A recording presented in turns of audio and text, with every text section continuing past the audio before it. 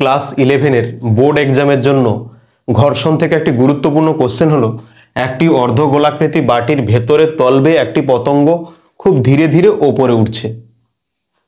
পতঙ্গ এবং তলের মধ্যে ঘর্ষণ গুণাঙ্ক 1/3, পতঙ্গের সর্বোচ্চ অবস্থান এবং অর্ধগোলাকৃতি তলের কেন্দ্রে সংযোগকারী রেখা উলম্ব রেখার সঙ্গে আলফা কোণ করলে এই পতঙ্গটি ওপরের দিকে উঠছে। তাহলে যদি পড়ে যায় এই নিচের দিকে পড়বে, এই নিচের দিকে পড়বে।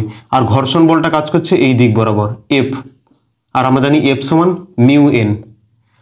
আর এই রেখাটাকে যদি বাড়িয়ে দেওয়া হয় এদিকে, এই পতঙ্গটার ওজন কোন দিকে? এমজি, নিচের দিকে। এই কোণটা যদি আলফা হয়, এখানে হবে এই কোণটা আলফা। তাহলে এই দিকের যে বাহুটা আছে থিটার সঙ্গে যেটা থাকে সেটা কি হয়? MG cos theta. তাহলে এখানে এমজি কস আলফা। আর থিটার এদিকটায় থাকবে যেটা এমজি সাইন আলফা। আর যে লম্ব প্রতিক্রিয়া বলটা কাজ করবে এই দিক বরাবর, তাকে আমরা বলছি এন। পতঙ্গটা এই তলের ওপর রয়েছে, এই তলের ওপর। তাহলে লম্ব প্রতিক্রিয়া বল কি হবে? এই তলের পারপেন্ডিকুলার, লম্বালম্বি ভেতরের দিকে। এন সমান এমজি কস আলফা।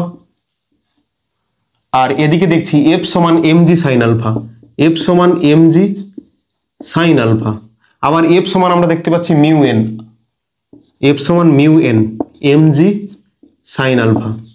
আর এন মানে হলো এমজি কস আলফা বা মিউ এমজি কস আলফা সমান এমজি সাইন আলফা।